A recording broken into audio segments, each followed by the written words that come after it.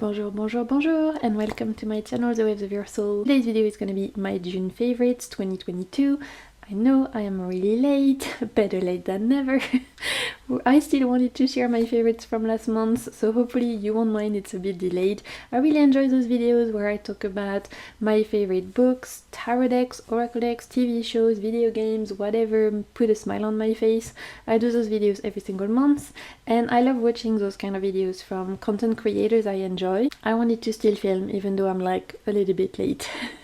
But what is time anyway? I feel like for the last couple of years time has made absolutely no sense, so we're just gonna roll with it. If you don't know how those videos work, I always put timestamps in the description box below so that you can go to the categories that you want. Some of you are just here for tarot and oracle decks, which is totally fine, but if you want to watch all of the categories, I'm really grateful. I'm just happy you're here for the ride. And if it is your first time here, hello, my name is Marine, I'm a French tarot reader and a lover of everything tarot, oracle and self-empowerment related. I love tarot and oracle decks, along other many things that I will talk about in those kind of videos, but mostly I talk about tarot and oracle on my channel, and I also love posting empowering tarot readings, pick a card type of readings that are very much geared towards helping you to help yourself.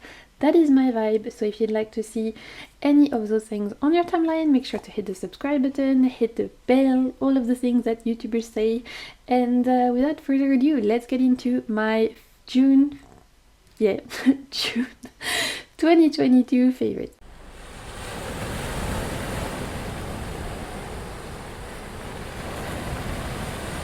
Okay, let's start with memories. I have one big memory, life joy I want to celebrate in the month of June, and that is that I went on quite an epic hiking trip with my family in the month of June, where I live in Reunion Island. I'll try and insert some images here because it was actually really beautiful.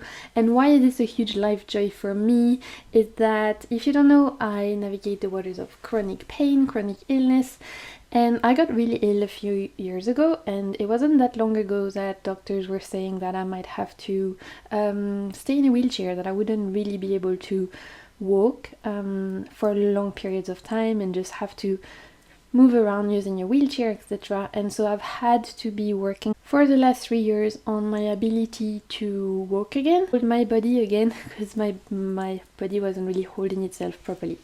I won't go into it, it's personal, it's my health story, but just know that for me, walking is not something I will ever take for granted again, because it wasn't that long ago that I had to ask someone to help me go to the shower or to the kitchen, and I wasn't able to move on my own. So this hiking trip was this huge goal that I had set myself pretty much as soon as I was told I might not be able to walk again. The first thing I thought was, I want to go there. And it's this place in Reunion Island where I had been before when I was younger, before I got ill. That is called Mafate, so it's right in the center of Reunion Island, and I'm gonna try and insert a map, etc. here so you can kind of visualize it. So Reunion Island is where I live. It's a tropical island off the coast of Madagascar in the Indian Ocean. It is a volcanic island. It was created by the volcano, and so the first volcano that is now extinct, that created the island, although we have another one that is still active, but the first one that created the island, when it erupted, it created those huge kind of like valleys that are in the middle of the island, and one of them is called Mafate, and this is where we went. And this place is unique in the whole world. There is not very many places like this. People come from all over the world to go there for hiking, especially trailers. There are like big trailing competition, etc. that happen here, because the only way to get there is by walking or by the helicopter. People live there. They literally live in the middle of nowhere. You have to walk hours to get to the little îlet, as they're called, or I would say that's like the equivalent of a village. And all of those little îlets or villages are only accessible by foot. People have been living there since the enslaved people that were brought here, I would say in like the 1700s. They're mostly from Madagascar and Mozambique. Union Island has a history of slavery, just like a lot of tropical islands. You know, it's just a really sad history. But the enslaved people that were managing to escape decided to hide, cross the mountain and go hide in the middle of the island, that because it's just so hard to get to, and that's where they settled, and then their descendants stayed there, and then more people came there to join and grow, you know, live off the land, and it just became this now place where people go for hiking, people live off tourism, so you stay in people's houses and they house you, and you obviously, you know, that's how they live, and also from agriculture, etc. And it's just an amazing experience because you, like I said, can only access this by walking, and I mean hours of walking. They get their groceries by helicopter, unless what they grow themselves. Anything to build houses, etc. comes by helicopter. The postman takes 7 days to go through all the villages by foot, 7 days to go see everyone and deliver the post, and then he has to start again. Of course, bigger parcels now come by helicopter, but back in the day, even like maybe when I was younger, the postman still had to go around and deliver everything by foot, and he was like the previous one was like a local celebrity. There's a song about him, and I think they calculated that in his lifetime he walked the equivalent of like 1.5 times around the earth from his job of delivering the post to the people who live there. So I think that's incredible. We went to only one part of Mafate, but let's just say you have to climb a lot of mountains and go down a lot of mountains, and then cross rivers and cross valleys and cross forests and walk for hours and hours on paths that are really, really hard. And obviously, being someone who couldn't really walk even just like a year and a half, 2 years ago, at least not very long distance, like maybe just, you know, my bed to the kitchen, that was already a big achievement. This was a huge undertaking, and it was so hard. Walked one day, slept in one of the villages, and then the next day we went back up, so we had to climb out, but on another path, so it was like a little circle kind of thing. And the first day we were supposed to walk for 4 to 5 hours. That was what the guides were saying, you know, like the books and stuff like that. And it took me 8 hours because obviously I don't walk very fast. Because it's like I said, you have to cross rivers, you have to go up and down. It is really hard, and especially more for me. On the next day, again, it was supposed to be 4 hours to go back to the parking lot where you park your car, because again, I don't know if I said that, but there is no car, there is no roads, there is you can't actually, you know, you have to park your car the closest to the mountain, and then you could walk for a week if you wanted to, kilometers upon kilometers, and not see a car and not see kind of like any technological devices. Although now obviously the houses have Wi-Fi and some of them even have TV that they had to get from the helicopter, but it's still very remote. Definitely you feel like you're in the middle of nowhere. And so the next day we were supposed to walk for like 4 hours, and again it took me 8 hours. I had blisters the size of my thumb. I was in so much pain because it was really tough for my body. Obviously, I still, even though my hips are much stronger, I still have other parts of my body which are not that strong. So for me, it was immensely difficult, but I did it. There's this whole adventure that was very full of emotions. You know, everyone was crying for the last like 100 meters because we just couldn't believe that we had done it, considering everything I had to go through to get here. It's like a huge achievement, but that's not what I want to celebrate really. What I want to celebrate is all the days that took me there. It's all the days that were set up around walking 10 meters and then 1 kilometer and then 2 kilometers, and then some days you walk less, and some days you're stuck in bed, and some days you're in pain, and some days you have, you know, setbacks, and you have to keep trying, and it's like months and months and months and months of effort that took me there. And it was just a huge like relief to get it done, but at the same time it wasn't like a miracle because I worked so hard for this, and so I wanted to celebrate that because I'm really proud of myself, and I don't say that a lot, and also because I think it's beautiful, so hopefully I'll have been be able to share pictures with you. And yeah, that was definitely like the biggest thing that happened to me in June. Left me feeling not so good. I had quite a few setbacks afterwards. I needed a lot of physical therapy afterwards. Left me quite in pain afterwards because it was just this huge demanding thing on my body. But you know what? I am just so grateful, so grateful. I never will take one step for granted. Like every step to me is a victory. Every step to me is something to be celebrated, and we don't realize how lucky we are to do certain things that we take for granted, such as walking, until you can't do it again. So for me now, walking is just like, it feeds my soul. And obviously this was a huge like thing, so I wanted to share it with you. So let's move on to books. If you've just listened to my Life Joy chapter, you know that a big part of the month of June was like recovering from this hiking challenge I had given myself, because afterwards I was in a lot of pain and I had to go to the physical therapy a lot, spend a lot of time at the physio clinic. I had a bit of time to read because I was spending a lot of time either in the waiting room or having to like lie down at home to give my body a chance to rest and to give my body, my like chronic pain a chance to settle and everything. So I actually enjoyed a whole trilogy called Vampyria, and so this is a French book by Victor Dixen. Those books are in French, but I have seen that they're going to be translating them next year, so I wanted to talk about it because I have enjoyed them, and this is the video where I talk about stuff I enjoy. And so for my French viewers, they're all coming out in French, they're all out now, the trilogy, but for my English viewers, they're gonna be translated because Victor Dixen's novels, he writes fantasy type novels, his previous trilogies have been translated in English, so don't worry, it's coming.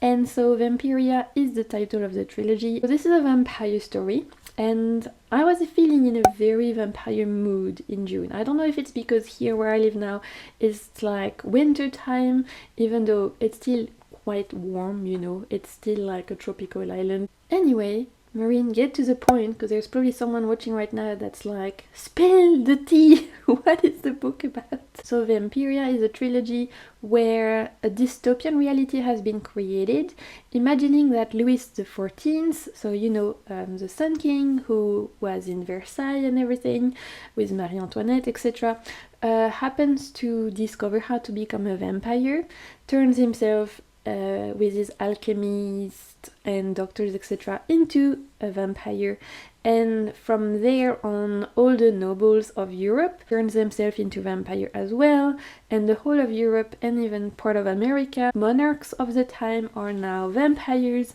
and of course they control even more the population because all of the poor people who are not nobles remain to stay humans, and they have to pay taxes out of their blood. That's how the nobles stay in power, and that's how they stay protected. As long as you give your blood to the nobility, you're safe, you're not gonna get eaten at night time. The story follows the main character of Jeanne, who comes from a poor family of French villagers who live in a little corner of France, and one fatal evening at the very beginning of the story, her whole family gets killed and murdered by vampires because they are supposed to be part of the resistance. And she decides to go up to Versailles to take her revenge on none other than Louis XIV himself. And so it follows her story across France, across Versailles, across America, and so it's a just really epic fantasy story. It's like history rewritten, obviously. It's all about vampires, and I really enjoyed it. I thought it was a good read. I read all three of them, and because they are gonna be translated, I wanted to mention it, because I think for all of my vampire lovers out there, you're gonna enjoy it. I enjoyed the twist of having vampires in that time. I thought it was really cool. Okay, let's move on to TV shows. The thing that made me so happy, oh my god, I think one of the best TV shows I've seen this year. It's called Our Flag Means Death. It's been released released by HBO. I have to thank a few of you in the comments for recommending it to me, because I had a couple of comments telling me, you love pirates, Marine, you need to watch A Flag Means Death, and oh my god, thank you so much, because it made my life. Honestly. So Our Flag Means Death is a story of pirates, but it's actually a queer pirate story. So it follows the story of Stede Bonnet, who is a rich noble who is based, I think, in the Caribbean during the pirates' time, you know, the heyday of pirates. And he realized that he's truly unhappy with his wife and kids living a normal, noble life, and decides to build himself a pirate ship and get a crew and become a pirate. Except he's a gentleman, and by that I mean he's very sweet, very kind. He doesn't know how to fight, he doesn't know how to kill, he doesn't want to kill, he just wants to go on adventures. And so he tries to become this gentleman pirate, which is just so at the opposite of, you know, the violent, cruel, bloodthirsty pirate image we might have from all the books we read. And he encounters Blackbeard in one of his adventures, and from then on starts this really beautiful, funny, and just heartwarming story. So this is comedy. There is representation from the LGBTQIA+ community. It is set up in the ocean. There are pirates. I mean, what more do you want? Honestly, it is a joy. It was so good. I watched it in 2 days. I binged it. It made me so happy. I love the characters. We're looking for a light-hearted watch. Go for it. You're not gonna regret it. It's wonderful. Another TV show I enjoyed, not as much, I'm not gonna lie. It wasn't as good, but it was still enjoyable. I would say Our Flag Means Death, I would totally give it a 10 out of 10. The next one I'm gonna talk about, it's maybe like a 6.5, 7 out of 10, and that is First Kill on Netflix. It's a vampire story. Like I said, I've been really into vampires in the months of June, and this follows the story of two teenage girls. One comes from a really long line of hereditary vampires. They are like from a family of vampires that dates back from the beginning of time. They are so evolved that they can even go outside, the sun doesn't burn them, etc.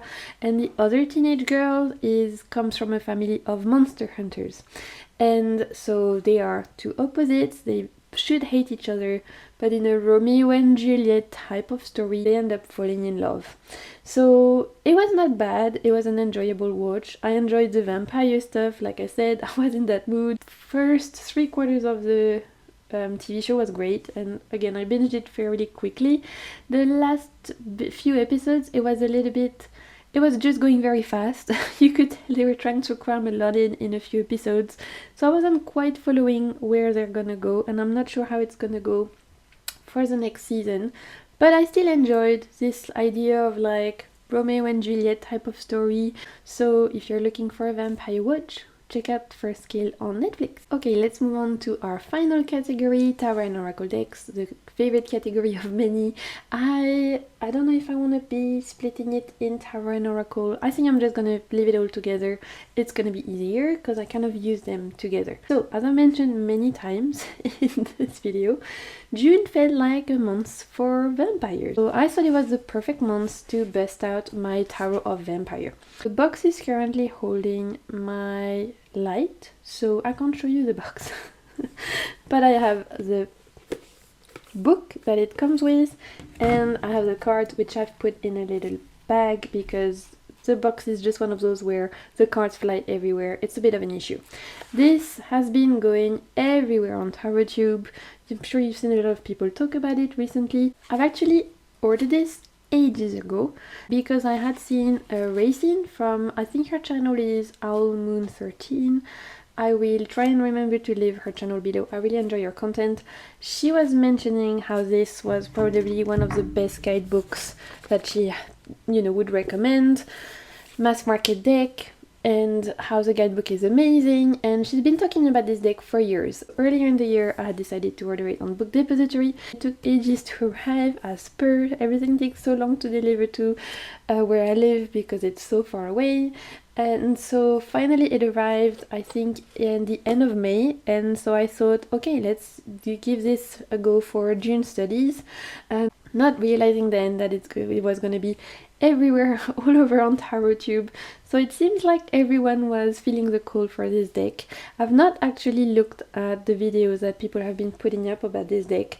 I've seen them in my watch later list, but I wanted to make my own, like, relationship with the deck, to make my own opinion before I watch people's reviews and walkthroughs and stuff, just so I didn't get influenced. I enjoy making my own opinion, especially when it's about a guidebook, before I start watching a ton of video from lots of different people.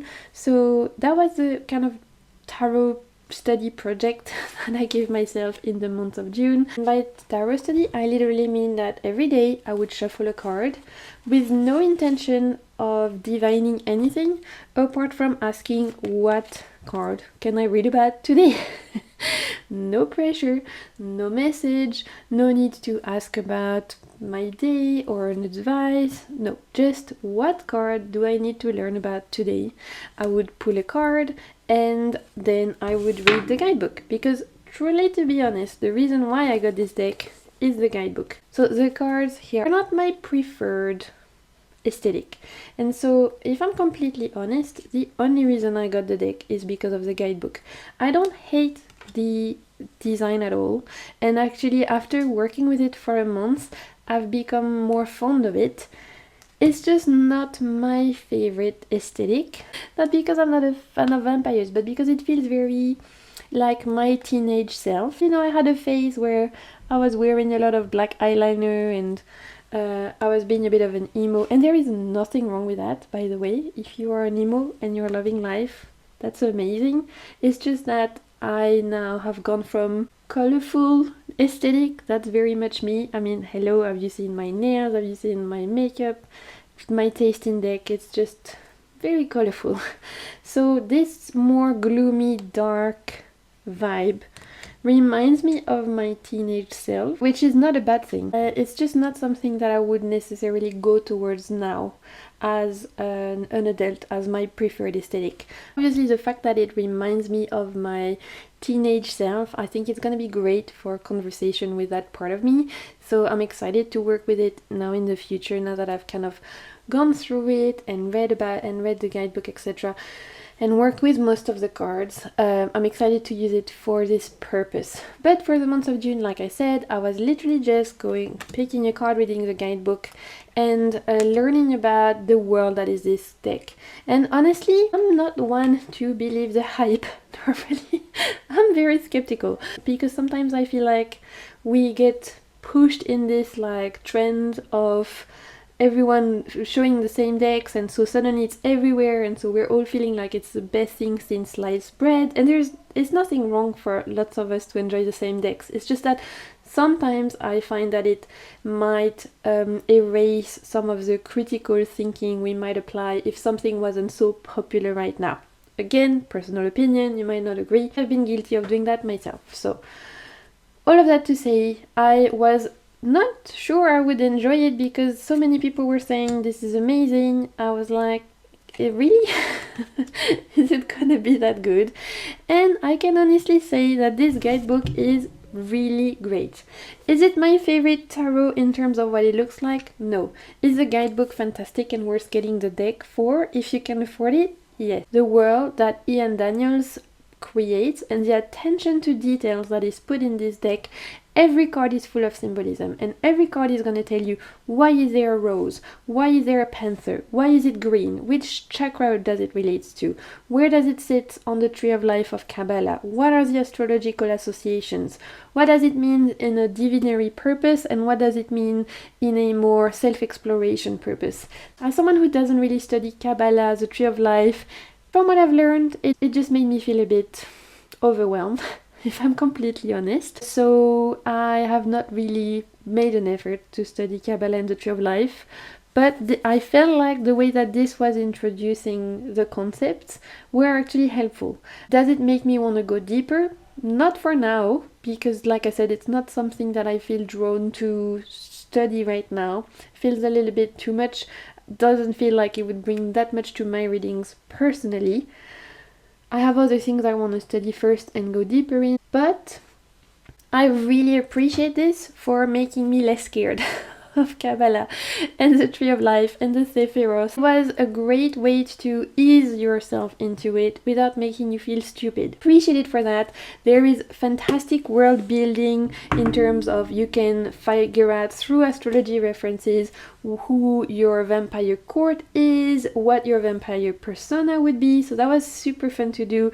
There are a lot of interesting spreads, and like I said, every single card, it really truly goes through why is there a cape, why is there a crown, why is there the symbol, why is it that color, what is the story relating to the other card. It's like a whole world. I can recommend, honestly, if you're looking for a guidebook to get your teeth into, Tower of Vampire Mass Market by Ian Daniels. It's really good. Quick mention for a little deck that brought me a lot of useful info for the month of June. We have l'Oracle de Lucie. This is a mass market deck, a French mass market deck that you can find on Amazon.fr. This was created by Soul Shadow, who is a French tarot teacher, YouTuber, tarot reader. She has a channel. I will link her channel down below. For all of my French viewers, definitely check her out. She has fantastic content on playing cards, tarot, like communication with spirit. She's just super interesting. And she released a collection with Grimaud Cartomancie, but the one I got is l'Oracle de Lucie. I've shown this in one of my deck hauls, the most recent deck haul I think.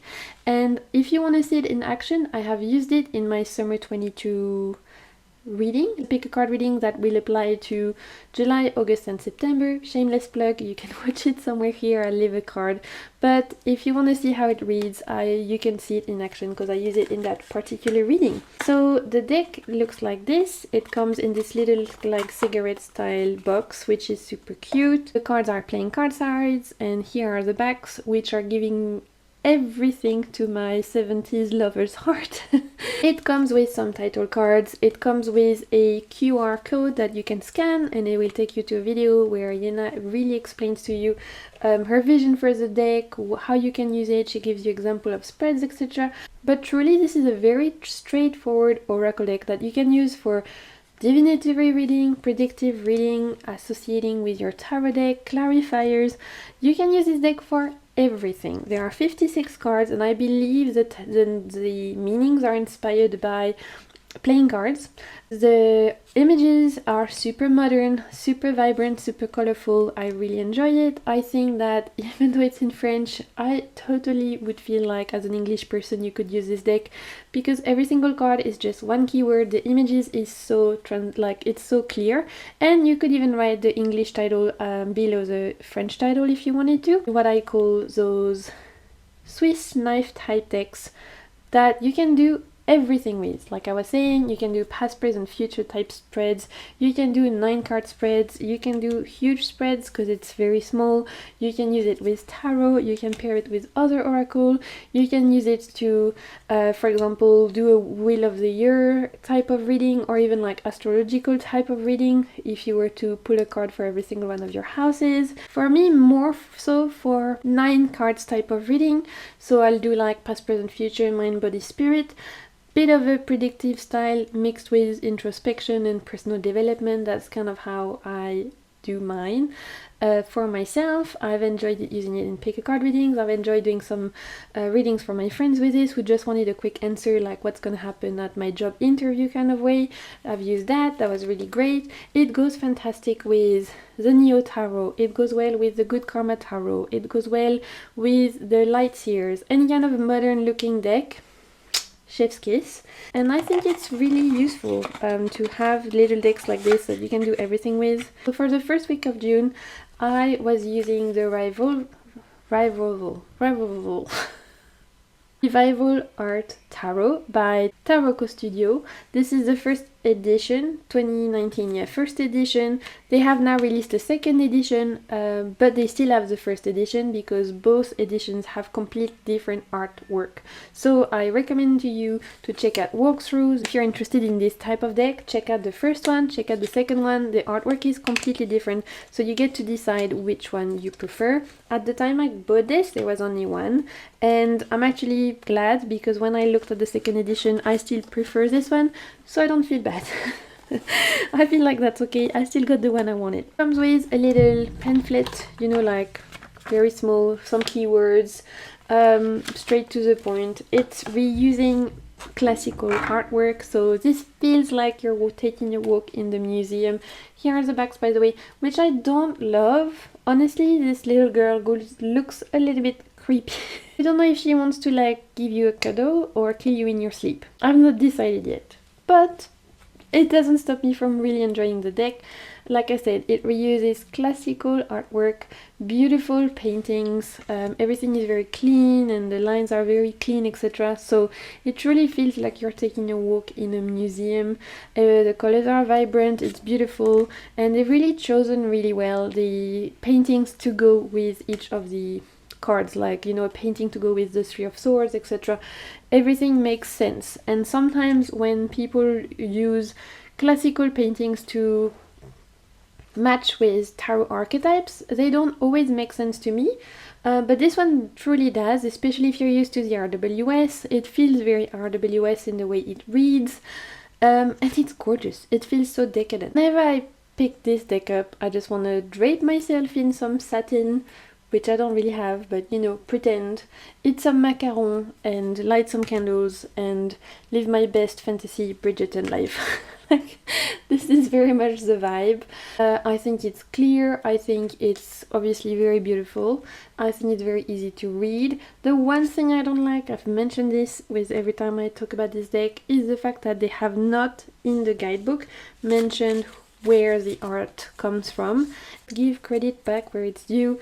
That's just a little pet peeve of mine. I think I appreciate decks that reuse pre-existing artwork, that actually reference where the art comes from, but apart from that, it's a really good reader. It literally took about a year to come to me, this one, so that's why by the time it had arrived, I was a bit like over it. It had taken so long, and I was like, ugh, you know, after a year, you change, your taste change, you're a different person. So I wasn't sure I was gonna enjoy working with it, but I really did. Let's move on to another deck I really enjoyed in the month of June. This is not new, I've had this for years and it always delivers. I love this deck so very much. It's an indie deck. Currently it's not in print, but when you go on the website, they're saying that they're gonna make a new edition. So if you want this, keep an eye out. This is a Wild Messenger Alchemical Tarot Guidebook and deck. I've talked about this many times, and every time I talk about this, I say that when I got this, I got it as a bundle. It was cheaper, but the first edition anyway, the deck was not cheap, and if I could do it again and I didn't have the bundle, I would recommend you to get just the book, because the book alone is fantastic. It's a standalone. It is one of the best guidebooks ever written, in my opinion. I talk about it extensively in my tarot guidebooks video that I will link somewhere in the cards. So if you want to hear more about that, I highly suggest you check out this video. This book talks about tarot, it talks about animal medicine, because that is what the deck is rooted in. It talks about alchemy, it talks about dream work. There's so much going on here. And of course the deck that goes with it is very beautiful. I will show you the cards. It is animal based. It all looks very cosmic, very gorgeous, like those watercolors are beautiful. The deck is amazing. It's just that they have completely renamed the court cards. They have completely renamed the majors, or at least most of them, to the point where, and everything is element based, to the point where I find using just the cards difficult to read with, because I struggle remembering, because the system is so different, or renamed, the core cards and the like correspondences, etc., that I literally cannot remember every time I want to pick it up. what is the knight, what is the page, what is the death card, or what is the judgment card. It's just like I have to reacquaint myself every time I want to use it, and I'm lazy, I don't want to do that. So I don't use that deck for tarot readings on its own ever, because truly for me the magic of this deck is the guidebook. I do really enjoy them together. So in the month of June I use this every night to pull a card to reflect on the days that had gone, and then I would either journal about it or not, depending how I was feeling, especially if it was like the second half of the month where I wasn't feeling well at all and I was bedbound a lot after all the physical therapy. I couldn't write a lot, so I would just pick a card, read the guidebook, reflect, and it's just a really healing deck. It's a very self-empowering deck. It's a very connected to nature deck. It's not too cosmic despite the look of the images. It's actually very grounded. It does a beautiful job at explaining why each animal is linked to this arcana. What is it about their mating habit or feeding habit or hunting habit that truly makes them the representation of this card. There are little activities for every card. There's an invocation or prayer for every card, which is beautiful, and you get more of a general message, and then as if the octopus or whatever animal speaks to you. And this guidebook is just, it's fantastic. So I know it's not currently in print, but the last time I looked at their website, they said that they were going to do a second edition. I really hope they do. I'm not showing this to create FOMO, I'm just sharing this because I want to be honest in telling you what I enjoyed in the month. It was nice to have this as an anchor for my month to help me ground myself, and I find working with animal energy so helpful. Animal, trees, anything to do with nature. For me, if I'm going through a difficult time, it's always something that brings me joy and that helps me to remember that I'm here. I'm a human on planet Earth, and I'm not alone. I'm surrounded by beings who are much wiser than me, and it's important to listen to what they have to say as well. Okay, let's move on to the pièce de résistance, my favorite, oh my god, favorite deck of the month. The only tarot deck I used apart from the Revival Art Tarot the first week. After that it was this, and it's still this in July. I can't put it down. I'm obsessed, like seriously obsessed. The Telesma Tarot. You know I'm obsessed with this if you've seen my Good Mood decks that I released in July. We're in July now. I can't put it down. I used it for like 3 weeks in June. I'm still using it in July. It's like, it feels too decadent and opulent to use, but at the same time it's like everything I want right now in a deck. It's like everything my dreams are made of right now. So the Telesma Tarot is an indie deck by Tara Cochrane. I think that's how you say it. Someone put a comment on how you say it, and I hope I said that right, but if I didn't, I'm sorry. The French gets in the way sometimes, and even so when someone gives me the right pronunciation, sometimes I still mess it up. I will say straight away that this is not a cheap deck, so I want you to be aware. This is something that I had wanted for a long time, and then I was very lucky to be gifted this by a friend, and I'm so grateful. So beautiful matte cardstock, it's gold edged, and it is much bigger than a normal tarot deck. I have large hands, so don't get fooled. I have big hands, so this is my everything. This is my boo, this is my crush. We're having a great time. Here are the backs, and if I didn't say before, this is a collage style deck. It's a Thoth inspired deck, so the majors are more linked to Thoth, teeth, whatever. That's not, as you know if you watch my video, my preferred system. I prefer RWS personally right now anyway, at the moment of me filming this, but it doesn't stop me from enjoying the deck. Like if you prefer RWS, it's very readable still. It's just that, you know, some of the majors are very Thothy, like art instead of temperance, for example. The guidebook is quite small, but it will give you the basic information, and you have the title, you have the golden dawn title, and then some keywords, and you have astrological association as well. But for me, really, what makes this deck wonderful is the artwork. and it's on this beautiful matte cardstock, so I feel like for collage style, I never want to speak about cardstock that often, but I feel like for collage style, especially this kind, which is actual collage, like this creator went and cut paper, magazines, etc. and actually stuck it together. Cardstock for this usually helps because when it's glossy you struggle to see the details.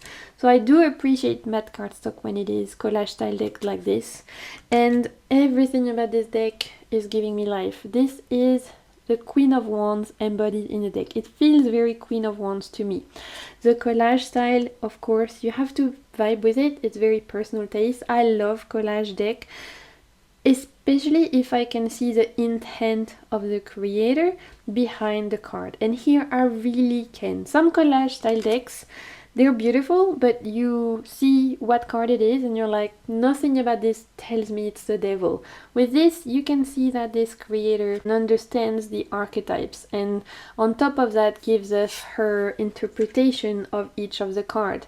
And it feels like, I've said that in my other video, but this deck truly feels like you're taking a road trip in the American desert, and you have your windows down and the sun is setting, and you have like Kate Bush or Lana Del Rey playing in the background, and you are like, your hair is floating in the wind, that hot summer vibe.